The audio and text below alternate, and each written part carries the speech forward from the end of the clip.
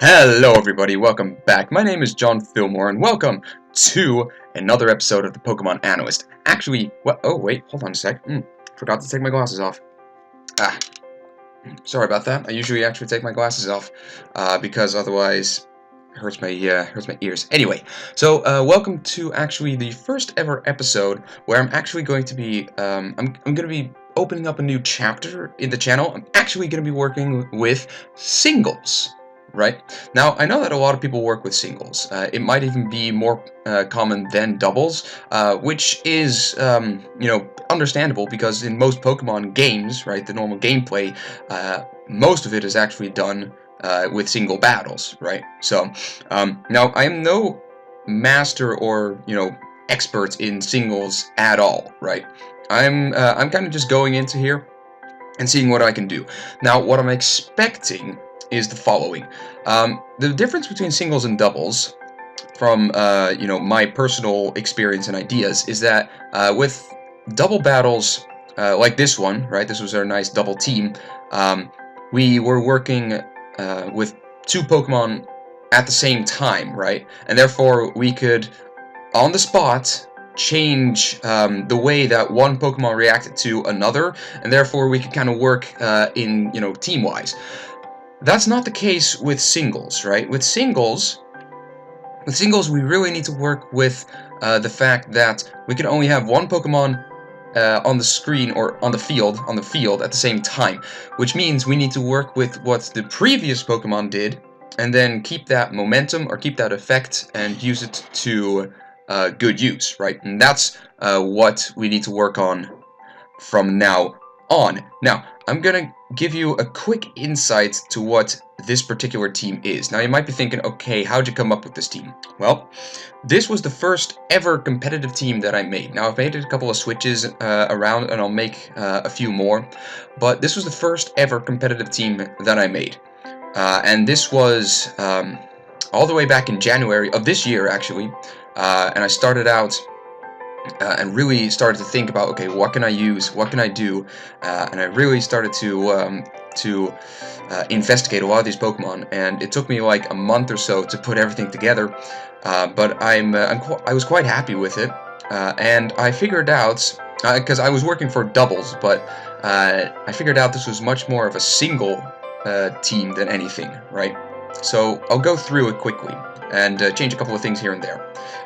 Okay, so this is Garchomp. Actually, no, here we go. I also gave them nicknames already. But this one was Wrath, right? Now, you've seen Fury in our previous team. Actually, hold on. Lists, there we go. That's Fury right there.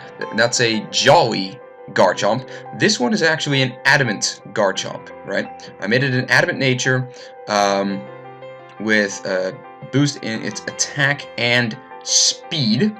Now, I'm not quite sure if I'm gonna switch Adamant Nature back to Jolly. I don't know, but we'll see what an Adamant Nature can do. She is female. I gave it an Assault Vest, Rough Skin ability, of course, Earthquake, Rock Slide, Dragon Claw, and Poison Jab. If I'm correct, those were the first moves, or something like that, that I put on there. Now, of course, I'm actually going to switch this one out. Now, the difference between Outrage in singles and Outrage in doubles is that Outrage in singles actually will always hit the Pokemon that you intended.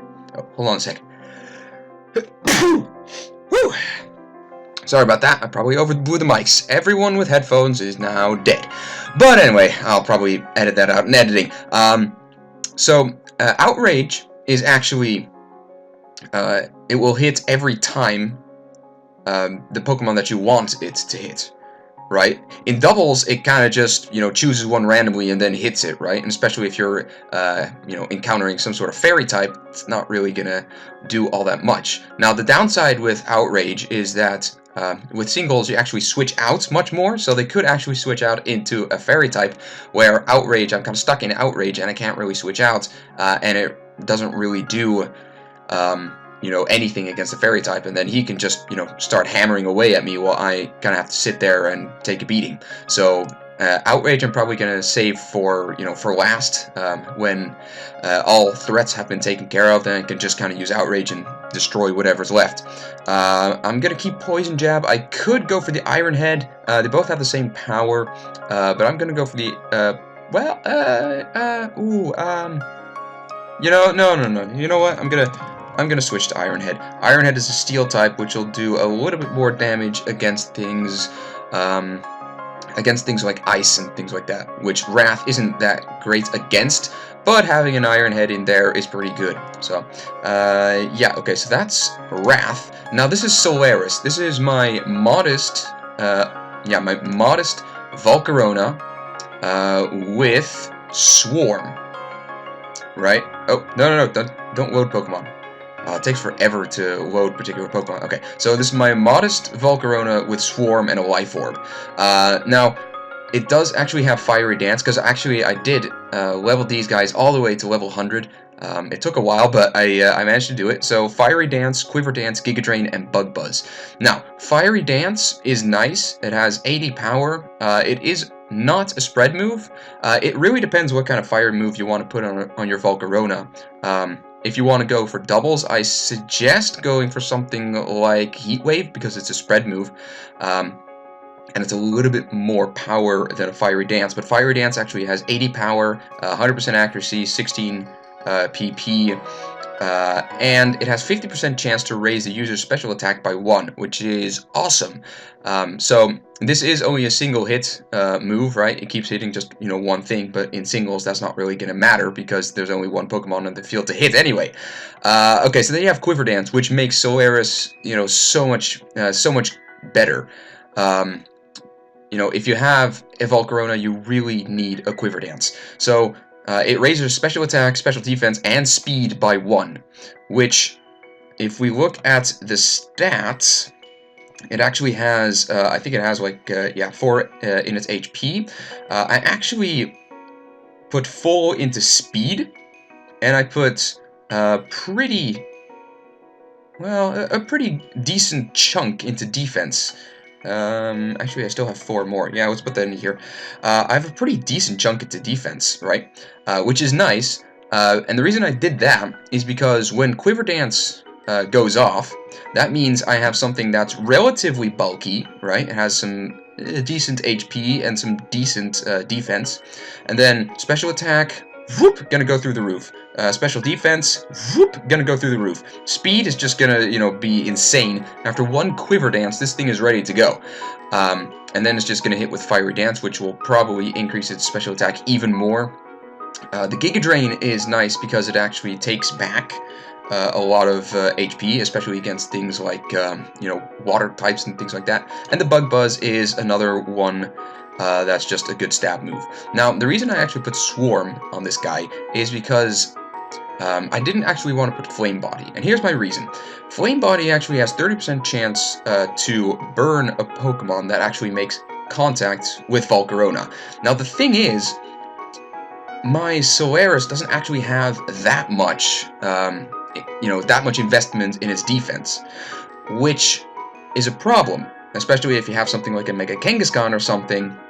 It's gonna do some serious, it's gonna be some serious damage on my Volcarona, and I'd rather not run that chance. I mean, even if I do get the 30% burn off of it, I would rather just go with Swarm, right? Because then, because of the Quiver Dance, I can then take special attacks much better, which will probably not kill me in one shot, right? So it'll take a while before I'm dead if they hit me from my special defensive side. And then I can use Swarm, which increases my bug attacks by 1.5, and then I could just spam the Bug Buzz until they're dead. And especially with a Life Orb, that makes a nice combo as well. So that's kind of my reason behind that. Now, this is Darkstar, my Mega not my Mega Kangaskhan, my Mega Gengar. Wow. It has Shadow Tag, of course, the Gengarite, duh. Shadow Ball, Sludge Bomb, Protect, and Destiny Bond. Now, I might actually change some of these things around. I'm not quite sure about the Sludge Bomb, but I kind of like the Sludge Bomb in there to ward off some of these fairy types. and especially since Wrath, I mean, sure, it has the Iron Head, but I'd rather I have something that's a little bit better against fairy types. Shadow Ball, which is of course a must on a Gengar, unless you're working with a Perish Trap team, which in doubles doesn't really seem logical. It can be done, I suppose, but doesn't seem logical. And then you have Destiny Bond, just to make sure that, you know, if I die, I am taking someone with me. And the stats, I got 170 in its special attack, which is nice, and I've given a Modest Nature and 252 in EVs, which makes it a 482 attacker or special attacker at level 100. Of course, these things are probably going to be halved because we're working, of course, with level 50s, but even so. I give full speed as well. I might change this to timid because most Gengar actually work with a timid nature, but we'll see. I mean, it's still pretty fast. If we go to level 50, yeah, okay, level 50, that's 182. That's not bad. That's not bad. If we actually go to timid nature. Oh, wait, hold on. What'd you do? Don't do that. There we go. There we go. Timid nature. Okay, so now it has 200. Okay, 222 special attack, and if we go back to the modest, that's 244. Right, okay. You know what? I am going to do with the timid nature. Timid nature is just going to be a little bit better, because then I'm just just a fraction faster than pretty much everything else, and I can use that to my advantage, right? So I am going to go with the timid nature. Now, this is where it gets interesting, because this is my level 100 Ditto, right? And most people don't use Ditto, and honestly, I don't know why, because Ditto is actually amazing, right? Now, this is of course blasphemy of the highest order, because everyone hates Ditto. Unless you're using it for breeding, in which case it's awesome. But Ditto has gotten a new hidden ability, and its ability is Imposter, right? Signature hidden ability. On switch in, this Pokemon transforms into the opposing Pokemon that it is facing, right? So on switching, you don't even need to use Transform, right? You don't need to wait a turn to transform it, because, yeah, if you look at it, its stats suck, right? If you can't get the Transform off, you're pretty much dead. And usually with that 48 speed, it's nothing, right? You can't do anything with that, right? So that's why the Imposter is really nice, because then it can actually transform right away, and there you go. You got another Pokemon, any Pokemon in your possession, right? You need to know when to use it, but it is nice.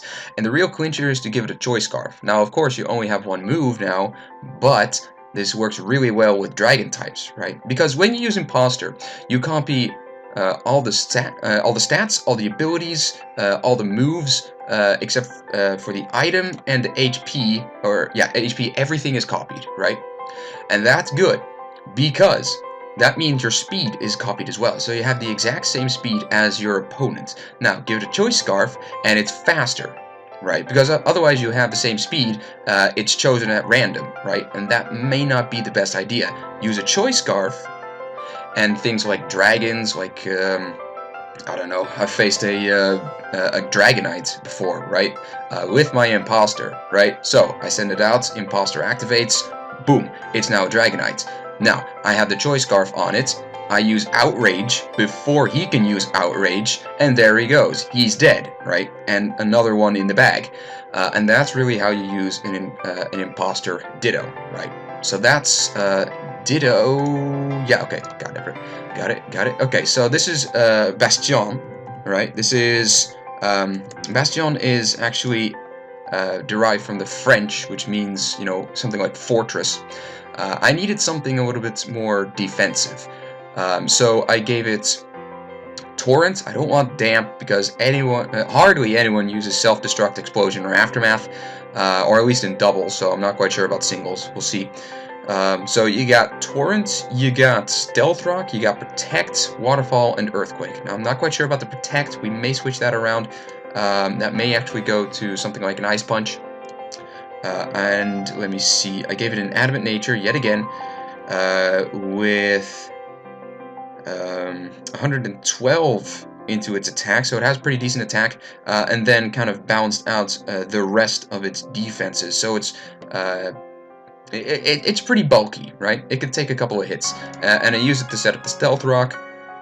And then after that's done, I use the waterfall and the earthquake to kind of start finishing off a lot of these other particular Pokemon. Now, here I have my Aegislash. This is my last one. I do actually have 2 ghosts, but that's alright.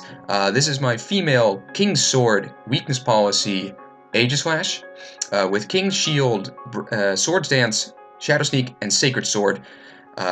With a brave nature, most people actually go for probably something like a modest. But in this particular case, I went for a brave nature because I actually like some of these particular. I just really like the sets, right? These particular moves I can have. King's Shield, of course, that's a must. I like the Swords Dance, right? Swords Dance, you get some sick attack. You got Shadow Sneak, which is a priority move and also a stab move, and then you got the Sacred Sword. Now, Sacred Sword is a fighting type move with 90 power, 100% accuracy, and ignores the target's stat changes, right? So that means that, you know, evasiveness, it doesn't care. Defense, it doesn't care. It's just gonna, you know, start hammering away. And that's really nice because I can really use my Aegislash to some pretty good effect, right? I either wait for him to hit me with a super effective move. I will survive with these kinds of stats, and then my weakness policy activates, or I can even go for the Swords Dance, right? Give it an increase in its attack, and then if I want to, I can go for the Sacred Sword, or I could go for the priority stab Shadow Sneak, which now has like a 2.5 or maybe even like a 4 times boost, which is amazing, right? That's really going to put a big dent into my opponent. So that's kind of what my team looks like. Now, I am not actually going to be recording a battle this time. I am going to be doing that next time, so stay around for that. And that's kind of what my first singles team is going to be like. Now, if you guys have any suggestions where you're like, no, you're an idiot, don't do that because that's a stupid move, then please tell me, because I am new to this, but I am willing to, you know, to get some more information about this, because this seems like something that I want to know in order to become, you know, really good at Pokemon, you know, to become a Pokemon master, to be the best like no one ever was. Alright, so anyway, thank you all so much for watching. If you like this episode, then like, subscribe, share with a friend. I would really appreciate that. Anyway, so again, thank you all so much for watching, and I'll see you next time, right? And, of course, I wish everyone on the opposite side of the screen a happy, pleasant, and also a safe day. Alright? Goodbye.